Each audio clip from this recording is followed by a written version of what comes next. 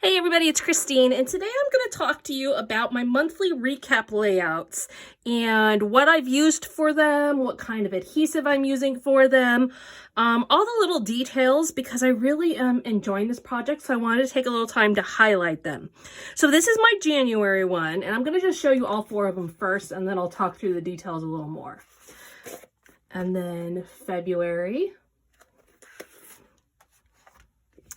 March, and April. Now I do have process videos for all of these except for April. April accidentally got deleted and I didn't save it or back it up because I don't generally save and back up my videos. I usually record them, edit them, and put them up. Anyways, there's not a video. So I will talk a little bit more in detail about it. But a couple of things I want to talk about with the adhesives on these. I am a design team member for Scrapbook Adhesives by 3L. Love their adhesive. I was with them for 2.5 years. I took a little time off. I'm back with them now. Have remained faithful with their adhesives for quite a while now. So you see them in my videos all the time. One of them that I really love that I used on January and my February title and my March title is these new 3D foam strips. And let me see if I can find, yes, here we go. So these are like super skinny strips and they cut really nicely. So you can use them on things like this script font when you want to pop it up and you've got like these long skinny parts that you want to use. They work really great for that. And like I said, I've used that for my titles on 3 out of 4 of these so far. Now, the other thing I use a lot, of course, is my Easy Runner Grand. That one is a staple in my collection. I use it. You can see it's not too wide, so it works really nicely for just about all the little details. And then, of course, different 3D foam adhesives throughout as well. So on my February one, I've got some 3D foam circles underneath my hearts. Okay, and I make use of those quite a bit, both the 3D foam circles as well as the 3D foam squares. Now this March one you can see is primarily flat except for the title and then some chipboard pieces. Now let's talk in a little more detail about April. April by far has the most pictures, which means that it had a lot of work for my Easy Runner Grand. All of my pictures went on there with that. Nice, quick, simple, stuck on there well. I also attached this border here with that. For my clouds, I used some 3D foam squares. Not sure if you can see them or not.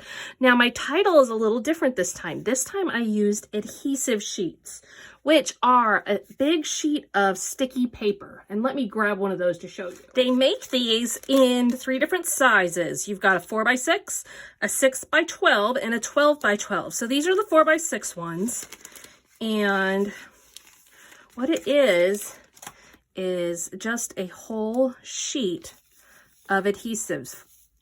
So in my case, for April, I put the word on here. After I peeled the yellow back, I put the word on here and I cut out around it so that I was able to get the details of it and have it already be sticky on the back. I knew for this month I wanted it to be flat. So this was a great way to get full coverage without having to try and use a liquid adhesive, which sometimes gets messy, or use something else. I mean, there's a variety of ways to approach this adhesive wise, but this was a really good opportunity to use this. So I'm going to just show you a sample real quick of how this would work.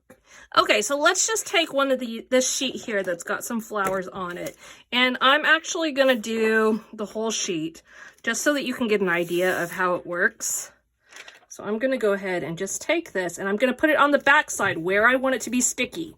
Okay, so I want this side to be sticky. Then I'll just go ahead and cut that out real quick. Yes, this is kind of a different video for me. Like I said, since I deleted the April one, I wanted to still talk to you about some adhesives and stuff, but I needed to take a slightly different approach. So you're getting a full-on demonstration instead. So you can see now I've got this sticky on the back. and I can just go and cut out the pieces that I want and cut around it, fussy cut, and then that's going to make it automatically into a sticker. Now, obviously I can conserve and not use quite so much adhesive as I did, but I wanted to show you what it would look like if I did that. And things like this, fussy cutting and cut files, is where this adhesive especially shines in my book. It just takes a little bit of the adhesive work out of it, and it sticks really, really well. It's one of those that I try not to have to pull back up because once I've got it on there, it's pretty messy to pull back up, as you can imagine, with the full coverage. And so it's one that I definitely try and plan and be careful using. So you can see like this more detailed fussy cutting. Now this has got adhesive on it too. Then I can just take it and peel off the back, just like you would any sticker that's apart from a paper. Okay, you can see, just pulling it up, stick it on, voila. So this is, again, the adhesive sheets, and we've got a variety of sizes. So you could put this onto a paper, a 12 by 12 sheet, cut out a really detailed piece on your electronic cutting machine, and it will have the adhesive on the back. So just a really great way to simplify things. So that is something that I really featured within this layout. Like I said, right here on April, I did that. Other than that, pretty straightforward with the Easy Runner Grand and the 3D foam squares. So thank you so much for stopping by today. Sorry I don't have a full process video for you. Life happens right now and we're rolling with it. I think everybody's rolling with the punches. Hope you are doing well, and we will see you again next time.